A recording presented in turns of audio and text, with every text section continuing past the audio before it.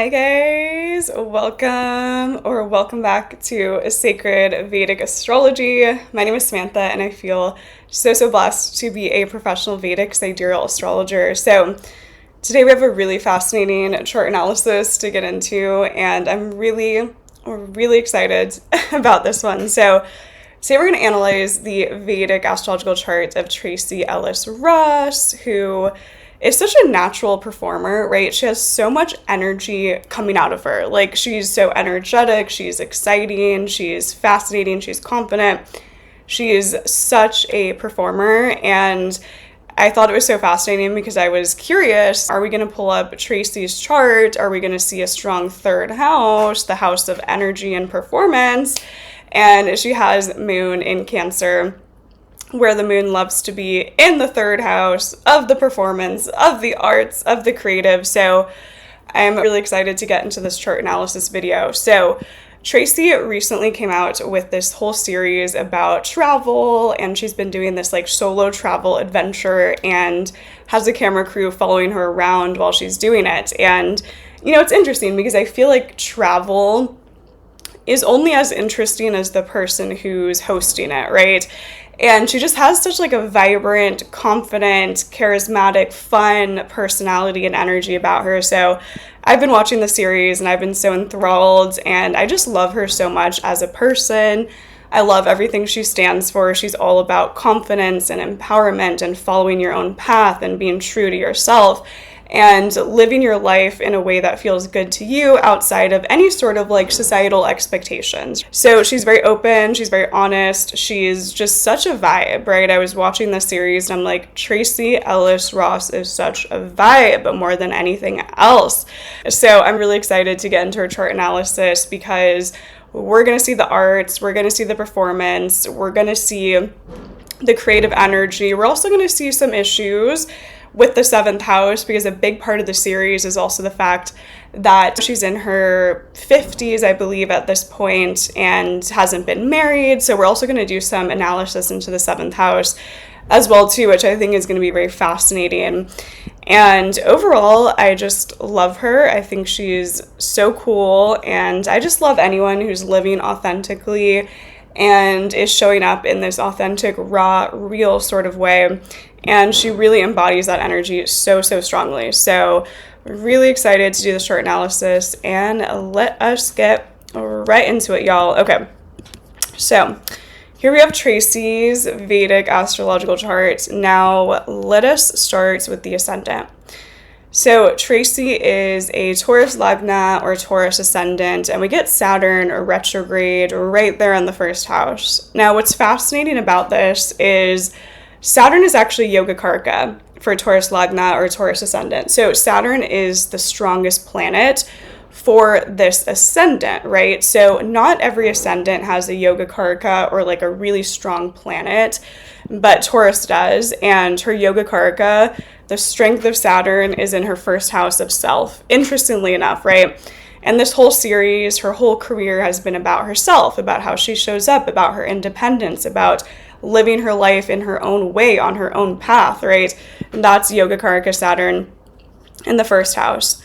Now, Saturn on the first is going to give some influence of like confidence issues, some issues around perfectionism, or someone being very harsh on themselves at times as well too. So she definitely has this like Saturnian energy on the first, even though it is Yogakaraka, which means it's strong. It's also retrograde.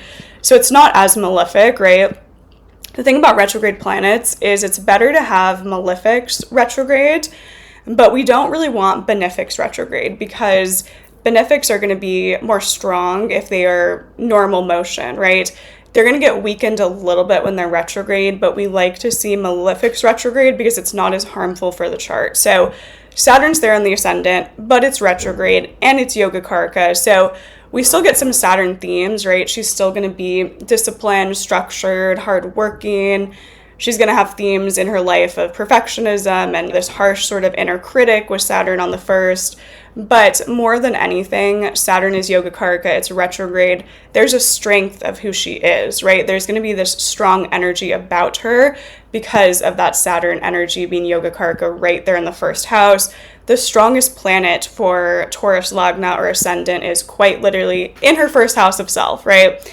And this whole series that she's created has been about herself, her confidence, her travels, her solo travels, Saturn Yogacaraka in the first house, best believe it. Now, Mercury's in the 7th, so Mercury is aspecting the first by direct opposition, right? That's casting this 100% ray of light to the first house.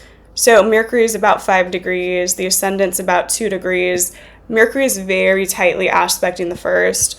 So Mercury on the ascendant gives her this mercurial quality. She's funny, she's intellectual, she's witty, she's now very mercurial, but she's also very Saturn, right? So she's serious, structured, disciplined, takes herself seriously, takes care of herself, works hard. You know, she's obviously a very hard worker as well too. With Saturn in the first house, she will get the job done. But that Mercury influence now is giving her this energy of wit, of intellect, of humor, right? When someone has Mercury in the first or aspecting the first, it takes on that quality of humor, of wit, of someone who can be very witty and intellectual in their energy. And when you're watching her in this series, she's always making jokes, she's always talking, she's very expressive, right? That Mercury influence onto the first gives someone this more like expressive sort of energy about them. They love to learn, they love to travel. All of those themes come about with now this mercurial influence onto the first. So Mercury in the 7th is also going to be really good for business, right? Because Mercury is a karaka for business. It's in the house of business and business partnerships. And she does have a business that's around hair care. She has this like hairline, different products there. So she does also work in business as well too. So Mercury in the 7th. Now, Saturn being in the first, aspecting the 7th, isn't great for the 7th house of marriage because Saturn is a malefic, and what you'll find is when Saturn aspects the 7th, it can really restrict or delay marriage, and that has been a major theme of her chart as well too. We get Mercury in the 7th, so she's going to be attracted to partners who are intellectual, perhaps in business, someone who's very mercurial, and also someone who's younger. And this is funny because when I was doing my research on Tracee, she says that she's like naturally drawn to men that are younger than her. Mercury is a karaka for youth, someone who's younger. It's in her 7th house of relationships. Saturn aspect. So there's some karmic energy in the marriage and the relationships, and it's going to come for her later on in life if she chooses to get married at all. And that's the influence of Saturn onto the 7th. Now, analyzing the 7th ruler, because 7th house is Scorpio, the 7th ruler is in the 5th house. It's Mars, but it's next to a debilitated Venus. So when a planetary ruler, right, when the ruler of a house goes next to a debilitated planet, doesn't necessarily do any favors for that house ruler, right? So 7th of marriage is Mars, it's next to debilitated Venus. It's also near Pluto and Uranus. So we would intuit that there's some issues for her around marriage and relationships because Saturn's on the 7th, and now the 7th ruler is near a debilitated Venus, and that's going to bring some issues, right? Because Venus is the karaka for love and relationships. It's debilitated. It's near Mars, and the 7th ruler is now near that debilitated Venus. So we get some mixed things going on, right, with the 7th house. We get Saturn onto the 7th, delays in marriage, marriage later on, if they choose to do it. There's some karmic energy in the marriage. We get Mercury, so attracted to someone who's intellectual, business-minded, someone who has a youthful energy about them, which she has spoken about. And then we also get the 7th ruler in the 5th house, which would be a creative, artistic partner, someone who's in the arts, someone who's entrepreneurial, someone who has a very intellectual mind. But then it's near that debilitated Venus, so then we get some issues in the 7th house ruler, right? So we could predict that marriage isn't going to be the most flowing, synergetic part of her chart because of that energy, right? And another important theme about this as well too is Venus conjunct Mars is amazing for creativity. It's amazing for the arts. So many artists are going to have a Venus-Mars conjunction because it gives this energy of Mars is motivation, drive, Venus is arts, Venus is beauty, Venus is creativity. When they come together, someone is charismatic, they're creative, they're expressive, they have a lot of energy coming out of them, right? So a Venus-Mars conjunction is amazing for the arts, amazing for anything creative. It's energizing Venus. But because Venus is debilitated, it's more so going to harm the married life or the relationships than it is going to harm the arts. It's both things. It's not one or the other. It is both things happening. And Venus is a karaka for the arts, and it's in a house that is a karaka for the arts as well too. So even though Venus is debilitated, that's going to give more so issues for the love life as opposed to the arts, because we have the 7th ruler in the 5th ruler in the 7th, so we actually get a Parivartan yoga here, okay? So, 7th ruler near debilitated Venus is not great for the marriage. Saturn on the 7th, not great for the marriage. Venus debilitated on its own near Pluto, not great for relationships. Pluto is going to give like endings, death, rebirth, intensity. And that's not necessarily the energy we want in relationships and marriage, right? Is constant death, rebirth, etc. So that is very interesting, right? But also I would bet that she was very drawn to relationships where there was artistic similarities, like they have to be creative in some way with the 7th ruler in the 5th house, and that Venus-Mars conjunction is like a classic conjunction that gives someone a desire to connect with anyone who's creative, passionate, so much passion with the Venus-Mars conjunction. And I always remember my second Vedic astrology teacher, James Braha, who you guys have to know. You probably know him if you're interested in astrology. He would always say, Venus-Mars conjunction, too passionate. They want so much passion, you know, and I have the Venus-Mars conjunction in my 2nd house, so I speak very passionately. I'm always very, like, passionate in my speech and my expression. And it's very true. It's very like that. If someone has Venus conjunct Mars, they're going to have this energy about them where they're passionate in this lifetime. They're excitable. They have a lot of energy. They love artistic endeavors. They love the arts. They love beauty, fashion, like that. Okay. So when you watch Tracee Ellis Ross and she's like, you know, doing her solo travels around the world, she gets very like excitable. She gets passionate. She gets very energized throughout it. So you can see that Venus-Mars energy coming out. Okay. So we also have that Parivartan yoga between the 7th house and the 5th house. Okay. So Mercury is in Scorpio. Mars is in Virgo. Okay. So Mars likes to be in Scorpio, Mercury likes to be in Virgo. So now we have a Parivartan yoga between Mars and Mercury. So it's as if Mars is strong in the 7th, Mercury is strong in the 5th, and they are exchanging signs. Now, here's the issue with this. The issue with this is that Mars becoming stronger for the 7th house is not doing favors for the 7th house, right? It's not going to bring a cohesive sort of synergetic energy into the 7th because Mars is aggressive, it's fighting, it's that Kuja-dosha energy, right? It brings conflict into the 7th house. Now, Mercury being strong in the 5th is going to be amazing for the intellect, for the mind, for business, all those themes of Mercury. Travel, I just realized her whole thing is all about travel, and Mercury is the karaka for travel. So now Mercury gets stronger for the 5th house, but Mars getting stronger for the 7th is not doing favors for the 7th house, right? We don't really want Mars to become stronger for the 7th house, right? It's not going to bring this woo, like fun energy. It's going to bring some issues and conflict into that 7th. So Mars is stronger, but stronger for what? Mars becoming stronger in the 7th house is not positive for that 7th house.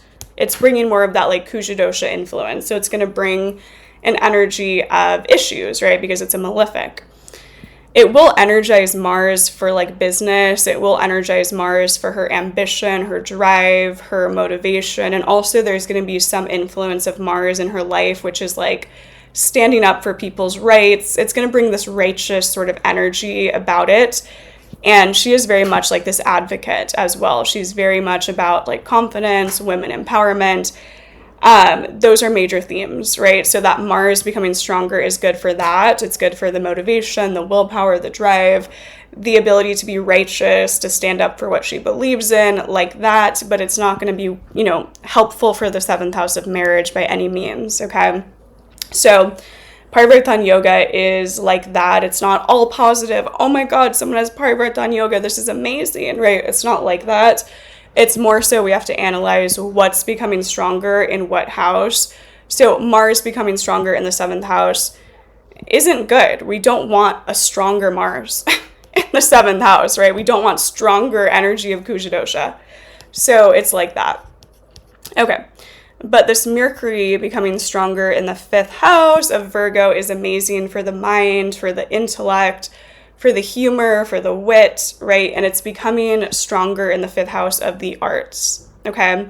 So 5th ruler in the 7th, 7th ruler in the 5th, Parivartan Yoga, this is giving a strength of business in connection to the arts as well too, right? Because 7th house is business partnerships, connections. 5th house is the house of creativity, the arts, investments, etc. So these two are exchanging between each other, all right? And this is actually a very powerful chart for other people's money as well too, because we have this like Jupiter Rahu in the 8th house. Jupiter is very strong in Sagittarius in the 8th. It's conjunct Rahu. Rahu is expanding the 8th house.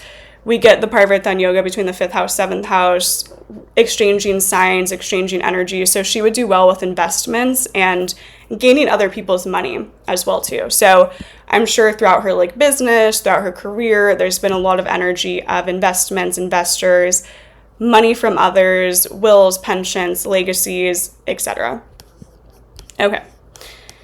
So that is that. And also her Dara Karaka is Venus debilitated in Virgo. So again, we see some issues with Venus, right? Which isn't going to do favors for the people, but it's going to be fine for the arts because she has such a strong moon in the 3rd house, Parivartan Yoga between Mercury and Mars, 5th, 7th exchanging. Okay. Also, you will find a lot of artists happen to have a debilitated Venus.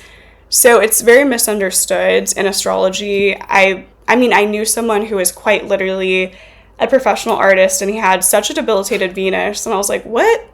What's going on, right? It kind of confused me at first. But again, going back to the principle that a debilitated planet is more so going to cause issues for the people in someone's life as opposed to the arts, right? Because also Venus is still in that house of the arts and all things creative as well too. All right. So very passionate, very creative with Venus Mars conjunct in the 5th house, Parivartan Yoga between Mars and Mercury. There's going to be a strong influence of justice and this sort of warrior energy with that strength of Mars going into the 7th of Scorpio as well too. But again, not going to do favors for the relationships because now we get Parivartan Yoga with Mars strengthening the 7th house. Okay. All right. So Venus Mars, creative conjunction, passionate about life, can get caught up in the whims of passion. So if someone has Venus conjunct Mars, you have to tell the person, you can't get so caught up in your passions that you get swept away, right? So it's like that with Venus Mars. And if you have that conjunction, you're going to know what I'm talking about. It's a very passionate sort of lifetime.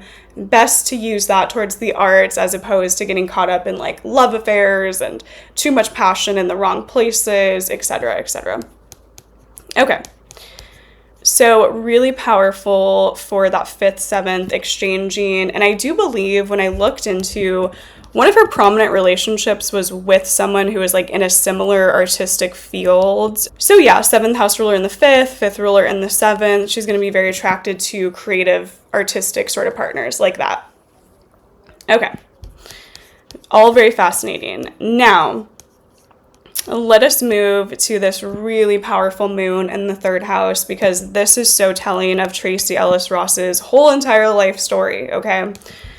Also, wait, I want to go back to the fact that the 1st ruler is in the 5th house, actually. 1st ruler Taurus is Venus. It's in the 5th, so her whole life is going to be about the 5th house. It's going to be about the arts. It's going to be about creativity. It's going to be about investments, money.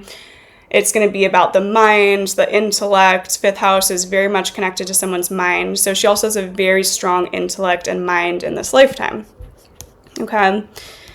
And because the first ruler is in the fifth, but the fifth house is children, and we get a debilitated Venus in the fifth of children near Mars. Mars is a malefic. The children energy isn't great because, again, remember, a debilitated planet is going to harm the person of that house, right? So the fifth house rules children. Debilitated Venus is going to cause some issues with children. And then we also get Mars there, which Mars is an energy of malefic influence, right? So it's not going to be great. It's not going to be great for children, but it is going to be great for the arts because we get the two creative planets coming together in the house of the arts like that. Okay. Now, let's move on to this moon in the third house. So the moon is in Cancer in its home sign. The moon loves to be in Cancer. That's where the moon feels best, is going to be in Cancer or Taurus, okay? So moon is at home in Cancer, and it's in the third house. The third house is the house of the arts, of creativity, of energy, of willpower, of travels, right? Quick travels, etc. Also, third house is siblings, and she has a great relationship with her siblings. They're all very, very close. So moon is, doing well in this third house. It's hit by Saturn, but the thing about it is Saturn's retrograde, Saturn's yoga karaka. We're going to get some Saturn influence to the moon, which means she's going to have some energy of like depression throughout her life, which she has spoken about, how she gets through these like energies of depression that does follow her. That's going to be the influence of Saturn on the moon. But this moon is still so strong. It is so strong because it's in its own sign in the third house of the arts, of the creative, of drama, expression, siblings, etc. And she is one of the most like expressive people I've seen, right? The third house is our literal expression. And if you watch her in this show, if you watch her in interviews, if you watch her work, she's always like using her face. She's always expressive. She's always making funny faces, right? She's very like that in her energy. So that's that really strong moon in the third house of the arts. And she's really, really close with her siblings as well too. So third house is the house of siblings. Moon is strong. It's all about the arts. It's all about expression. It's all about creativity for her in this lifetime, right? Moon is in its own sign in the third house of the arts. And Venus conjunct Mars, one of the most creative planetary conjunctions in the house of the arts, right? And then Parivartan Yoga between fifth house of the arts, seventh house of business, and business connections as well too. Okay. So that really strong third house is giving her that energy, that ability to perform, that energy level, drive, ambition, like that. Okay. So that is that, right? Now, let's also move over to her Jupiter Rahu in the 8th, because what's very fascinating about third house is energy, it's willpower, it's drive, it's the ability for someone to feel motivated to get out there and do things and take on the world. That's the third house, it's performing. Someone has a strong third house, they are a natural performer. It doesn't necessarily mean that every person with a strong third house has to be in the arts. They're just naturally performative. She's expressive, she's funny, she has a lot of energy coming out of her. The third house and the 8th house are the houses that are going to give someone that natural energy and charisma. Okay. Strong third house, great for the arts. That's beautiful. Great for the siblings. She has, creative, interesting siblings, and they're all very close as well, too. Also, moon is the mother, right? And moon is the karaka for the mother. Strong moon in the third house of arts performing. Her mother was one of our most notorious singers and performers of our lifetime, right? So the mother is getting that third house influence of the arts, of the creative, of the performance, etc. All right, so, okay. Now let's move over to this Jupiter Rahu in the 8th house. So Jupiter is in Sagittarius, so we get a really strong Jupiter, which is going to give her, an energy where she can be optimistic, she can be positive, she can be philosophical, she can have a love for travel, she can have a love for different cultures. That's that really strong Jupiter. It's next to Rahu, so Rahu expands whatever it goes near. So now Jupiter is expanded, Rahu is expanding it even further. We get a very strong Jupiter-Rahu conjunction in the 8th house. Now, the 8th house is the house of charisma, of energy, of sexuality, right? They say in like the ancient sort of Vedic text, it's like, oh, 8th house is like sexy appearance. You know what I mean? Like that. So it gives someone a lot of charisma. A lot of energy comes out of people when they have a strong 8th house. So if someone has like malefics, well, if someone has benefics in the 8th house and they have like Jupiter with Rahu in its own sign, they have a lot of energy coming out of them, so people are naturally drawn to them, right? It's this very charismatic sort of energy with the 8th house. It's the energy where people are going to be drawn towards that person. So this is great for philosophical pursuits. This is great for travel. This is great for foreign lands. Rahu is foreign lands. It's next to Jupiter. It's in a conjunction. She's going to love to travel and go to foreign lands. And in the Bhava chart, it's actually a Jupiter-Rahu conjunction in the 9th house because her ascendant is 2 degrees. So she has a very early degree ascendant, which means the Bhava chart is very important for her. So in the Bhava chart, Jupiter-Rahu actually moves to the 9th house, which would be so expansive for travel, so expansive for philosophical pursuits, so expansive for foreign cultures, foreign lands. So both ways, we see that this like connection to different cultures, different places, travel, etc. is very heightened with that Jupiter Rahu in the 8th, but then also in the 9th in the Bhava chart. Okay. Would also give a powerful father if we take the Jupiter Rahu in the 9th in the Bhava chart as well too. And her father was also successful, powerful, etc. But we do get that debilitated sun in Libra, so sun does not like to be in Libra, so there's also going to be some issues with the father as well too.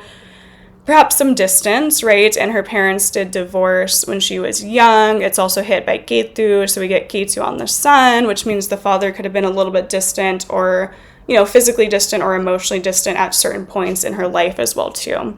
Doesn't mean that it's like a terrible relationship because I do think they're pretty close. It's more so probably the divorce had some effect of distance on the father, right? Okay, like that. Now, let us analyze her 10th house. So her 10th house is Aquarius, ruled by Saturn. So this is fascinating. So the 10th house is ruled by the first house by the Yogacaraka Saturn, right? So 10th ruler in the first shows that her entire career is about herself, quite literally, right? 10th ruler in the first, everything in the career is about showing up as she is, being herself. It's in the first house of self. That's her whole career, right? She's modeling, acting, business around herself.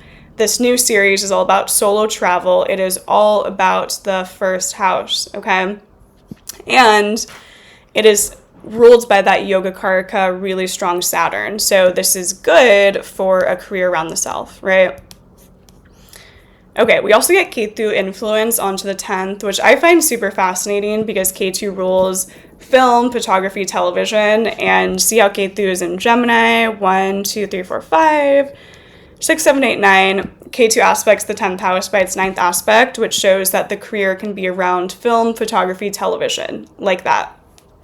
Okay, and in the D9 Navamsha, she actually has Neptune in the 10th house, and Neptune is also film, photography, television. In the D9, the 10th ruler is in the 2nd with Venus, Moon, which are 2 indications of the arts, right, but also 2 indications of women, and so much of her career is around, like, women empowerment, feminine empowerment, like that.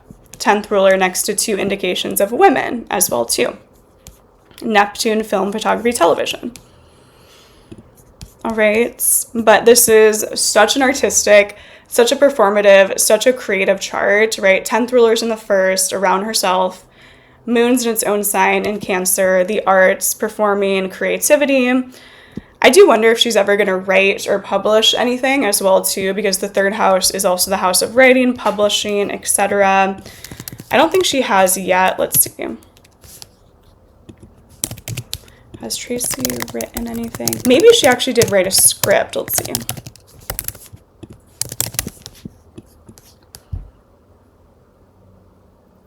Oh, okay. It's so funny to do these live because I always, like, in real time am doing, like, astrological analysis, and then I research and I'm like, oh, okay, it's all true. So it says she has written many things in the course of her career. Okay, a children's book. Wow. Okay, I love that. I love that so much because Venus is in her 5th house of children, so creative writing around children. Okay, essays and articles. She's contributed to various publications about self-care, solo travel, living life on one's terms. Okay, so she's used her voice and platform to express herself through a lot of different written mediums, including a children's book on sexual harassment, essays, and social media posts. Okay, so Moon in the 3rd is also going to be great for writing, publishing, travels, expression, etc. And 3rd house is actually more so like short form content. So 5th house is more like publishing. 3rd house is like articles, more writing in like a short sort of way. So she's also embodied that as well too. Okay. Beautiful, beautiful, beautiful. Okay. Also, because Jupiter Rahu is in the 8th house, it's going to aspect the 12th by its 5th aspect, right? So 1, 2, 3, 4, 5. So we get Jupiter Rahu expanding the 12th house, which the 12th house is film, photography, television, moksha, spiritual liberation, but also foreign travels. Her whole life has been film, photography, television. Now it's foreign travels. And she's also obviously very spiritually inclined in this lifetime as well, too. She's very conscious. She's very aware. She's very like that. Jupiter Rahu would also give her a lot of heightened intuition. She has a very strong intuitive energy. She also has some sort of love for like research. She probably loves to research things, figure things out, do some behind the scenes research as well, too. That doesn't necessarily mean that she's like a scientific research, person. I just mean that when someone has a strong 8th house, they love to unravel things, uncover things, research, put things together like that. All right. So she really is known as someone who is, confident, living life on her own terms, but such an amazing performative sort of actress, right? I feel like there's different kinds of actors, different kinds of artists, and she's one of those that is so expressive. She uses like her facial expression. She's also funny. She's witty. She has such a strength of her humor as well, too, which is going to be seen by a strong Jupiter in Sagittarius next to Rahu expanding it, and also Mercury, which is also a karaka for wit and humor, onto that 1st house as well too. All right, but she definitely has to struggle, or she has to overcome some obstacles that she has with like confidence, self-worth, some depression as well too, and all of those themes have been in her life story with Saturn on the moon, debilitated Sun in the 6th house as well too. All right. Super fascinating. Also, she is currently in a Mars-Jupiter dasha, and Mars rules her 9th house of travel and her 10th house of career. So while she's in this Mars dasha, which rules the 9th and the 10th, she is making a series on travel, traveling to different cultures, different places, and it connects to her career, right? Mars rules the 9th, rules the 10th, and sits in the 5th of the arts. Like that. All right. So really cool to see all of this, to see how strong her artistic talent is, to see, the energy of that 5th house activated, 3rd house activated, Saturn Yogacaraka in the 1st house. It's really a life for her around self-development, around showing up authentically as herself, with the 10th ruler in the 1st, Saturn Yogacaraka in the 1st as well too.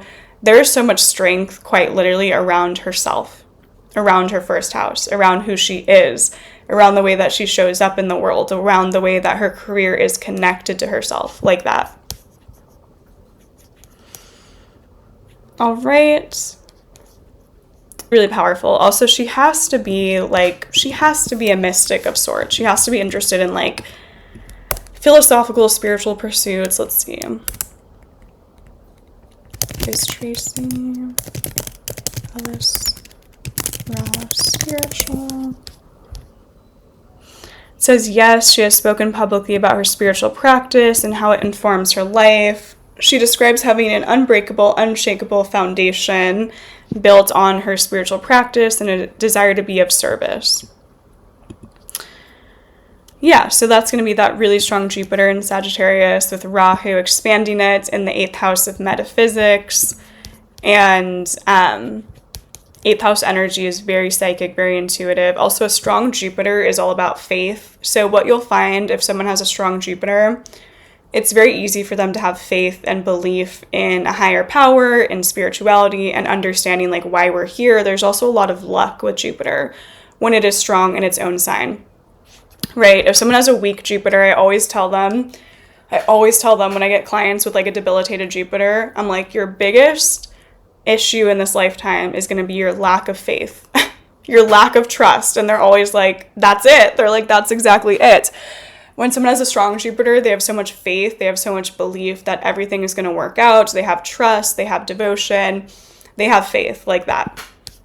All right, so she has a lot of faith and spirituality in this chart as well too.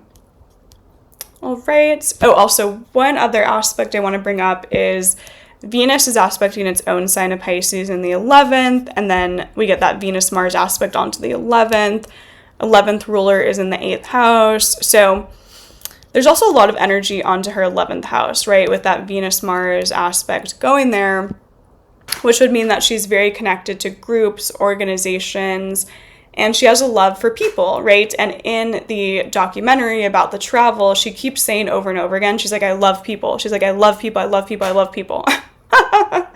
That's going to be Venus aspecting its own sign of Pisces in the 11th of groups, organizations, other people like that. All right, it's really strong for that 11th house. And 11th ruler is in its own sign in the 8th house, so she might be drawn to people that are more 8th house-like, spiritual, metaphysical, like that as well too. Okay, I'm just seeing if there's anything else that I want to bring up in the chart analysis. I feel like the main thing that's really cool about this analysis is that we can see the importance of the house rulers, right? So even though we might look initially at her chart and go, Mercury's in the 7th, Mercury's a benefic, marriage is going to be great, right? We have to look at the 7th ruler and how it's near a debilitated Venus, how Mars is in Parivartan Yoga, strengthening that Mars, almost acting like Mars is now in the 7th house. Also, it's aspected by Saturn, right? So now we get Saturn, a malefic, onto the 7th. So it's actually not a great 7th house, but it's one of those things that you have to really go deeper into to see all of that. So I really like that aspect. I also like looking at the karakas in her chart. So Moon is the karaka for women, the masses, her mother. It's strong and it's in the 3rd house of the arts. Her mother was strong. She was in the arts. She was a performer. And Tracee Ellis Ross is so connected to women and the public, right? Strong moon, karaka for all of those themes. She's also going to have a strong connection to intuition as well too. All right, and remember in the Bhava chart, it's as if Jupiter Rahu is in the 9th house, so that's giving all the connection to foreign travels, philosophical pursuits, really highlighting that in the chart as well. Also, Sun in the 6th, she's going to have some connection to 6th house theme. She's going to have a love and a desire for improvement. 6th house is the house of improvement, of getting better over time. Even though the Sun is debilitated in the 6th, there's going to be both things. There's going to be some issues at times around, perhaps the father or male figures in her life, people that are in positions of leadership. But also it's going to give a interest in the 6th house, which is health, wellness, improvement, like that as well too. Okay? Wherever the sun goes is still going to be an interest for someone's life because the sun is Atma, right? It's our soul. It's our soul's desire. So if someone has sun in the 5th house, they're going to be interested in investments. Even if it's debilitated, there's still going to be some interest there. Sun is in the 4th house, interested in home life, family life, like that. Sun in the 6th, even if it's debilitated, they're still going to have an interest in 6th house, improvement, health, getting better, hard work, discipline, like that. All right, so I thought this was a really, really fascinating chart analysis, and I just love her so much. Like, I truly can't even emphasize how much I love people who are following their own path, living authentically, and she just has such a cool energy about her. Like, I was watching her change into all these cool outfits. Venus, Mars, creativity around fashion, design, beauty, etc. I was watching her wear these like beautiful, extravagant outfits, and she was going out to all these like cool places, and she was just a vibe. Like, she was just a vibe. So that's going to be that Yoga Karaka Saturn in the first as well too. There's so much strength around herself, who she is, and how she shows up in this lifetime. She's a very, very strong sort of person like that. All right, so I hope you guys enjoyed this analysis. I can't believe it went to 40 minutes. I started this and I was like, this is going to be a quick analysis today. And then my Gemini rising rambles on for almost an hour, but really fascinating chart analysis. And I do think there's these really important parts of like minute details in this chart analysis that make it really important and make it really powerful as well too.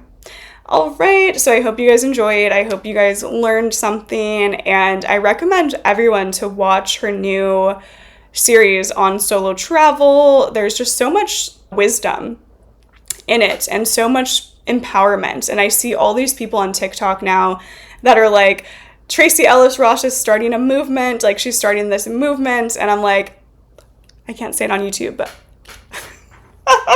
I'm like, let's go, let's fucking, oop. I'm gonna have to cut that out. I'm like, let's go. Anyways, so love her so much. She's awesome and such a beautiful example of empowerment, staying true to your own path, and embracing who you are outside of any sort of societal norms as well too. And she's also just vastly talented and hardworking and successful and creative and passionate and has great style.